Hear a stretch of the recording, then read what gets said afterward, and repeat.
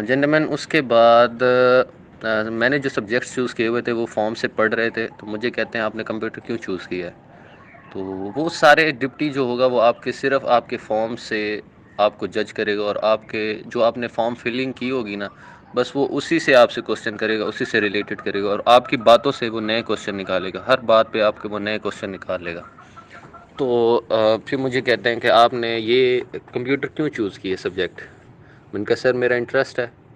फिर उसने कहा कि क्यों इंटरेस्ट है? ये जो सिविल इंजीनियर होते हैं ये बहुत सारी बिल्डिंग्स बनाते हैं, कुछ अर्से बाद वो ख़त्म हो जाती हैं, हर चीज़ ने ख़त्म हो जाना है, तो तुमने ये क्यों चूज़ किया कंप्यूटर?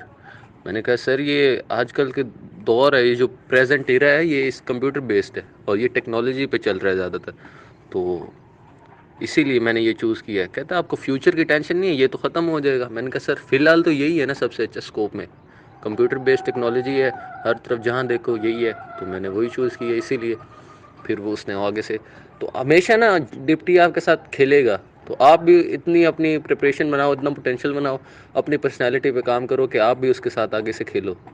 तो मैंने उसी तरह आगे से उसको जवाब दिया, फिर वो खामोश हो गया। उसने नेक्स्ट क्वेश्चन किया, मेरी हॉबीज़ से रिलेटेड उसने क्वेश्चन किए, मैंने सारा बताया। मैंने बुक रीडिंग लिखा हुआ था, तो बुक्स रीडिंग ज़रूरी नहीं आप बुक्स पढ़ें, लेकिन अगर आपने पढ़ी है बहुत अच्छी बात है, आपको पता होना चाहिए कि आपने क्या पढ़ा है। लेकिन जब अगर आपको इनकेस आपने नहीं पढ़ी तो आप फिर भी लिखें बुक रीडिंग। उसमें आपका ये फ़ायदा होगा कि जब आप ना कुछ बुक्स के ना आप नाम याद कर लें और उनके ऑथर के नाम, वो सिर्फ आपसे ना नाम पूछता है मेनली। कभी किसी की अगर ख़राब किस्मत होगी तो वो उससे सारे डिटेल भी पूछ सकता है, लेकिन आपके जो गेस्चर होंगे ना उससे उसको पता चलेगा कि ये लड़का झूठ बोल रहा है, ये सच बोल रहा है। तो अपने गेस्चर ऐसे स्माइल रखें अपने चेहरे पे और बहुत मतलब कॉन्फिडेंट हो के आप दें। तो उससे मैं उसने पूछा आपने कितनी बुक्स रीड की हैं, कौन कौन सी बुक? मैंने कहा रिसेंटली सर मैंने ये बुक पढ़ी है, उसका ऑथर ये है, बस। उसने और कोई क्वेश्चन नहीं किया। उसके बाद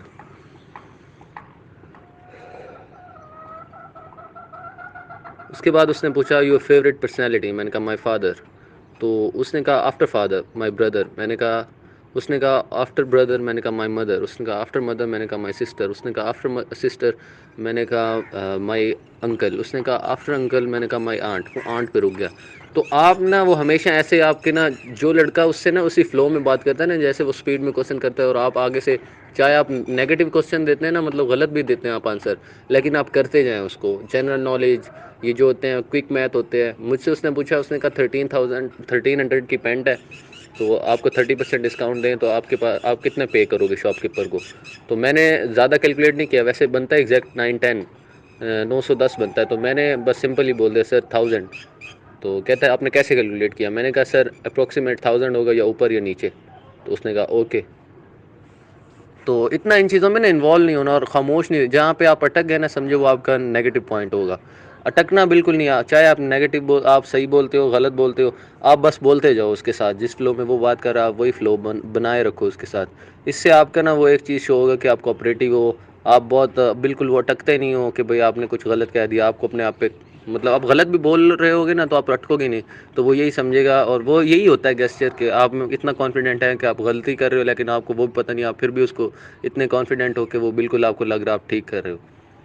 तो उसने फिर मुझसे जनरल नॉलेज के क्वेश्चन किए, तो कुछ के मैंने सही आंसर किए। जैसे उसने कहा कि यूके का प्रेसिडेंट कौन है, यूके का हेड होता है, तो मैंने कह दिया क्वीन एलिजाबेथ टू। उसने पूछा कि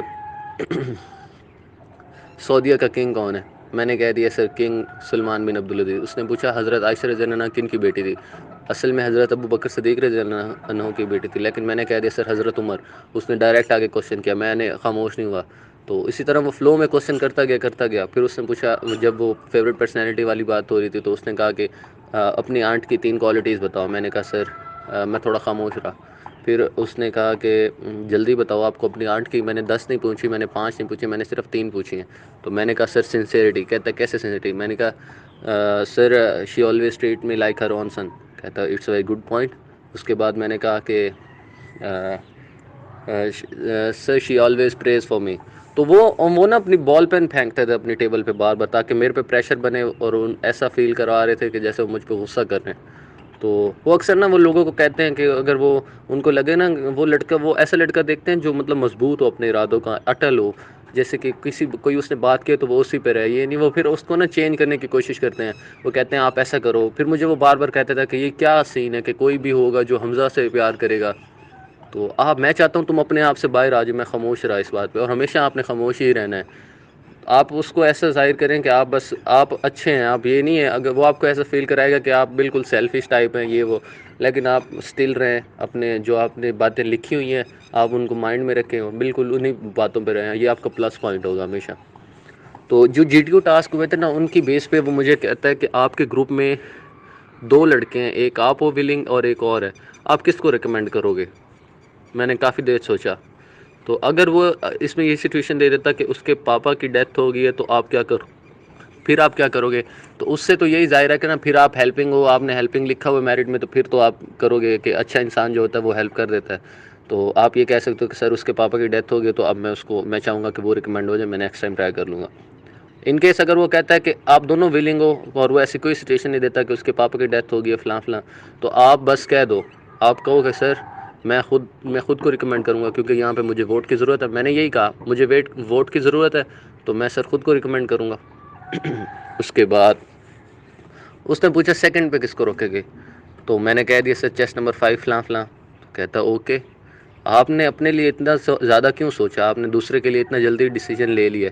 आप एक बात याद रखें कि जो भी आर्मी में सिलेक्शन होती है ना वो पहले भी बता देते हैं, पहले दिन जो एड्रेस करते हैं ना वीडियो में वो बता देते हैं कि हम ऐसे लड़के को सिलेक्ट करते हैं, ऐसे बंदों को सिलेक्ट करते हैं जो जिनमें जल्द फैसला करने की सलाहियत हो, जैसे पोटेंशियल हो कि वो अक्सर आपने देखा होगा कि जब जंग जंग होती है तो उसमें कनेक्शन प्रॉब्लम होती है तो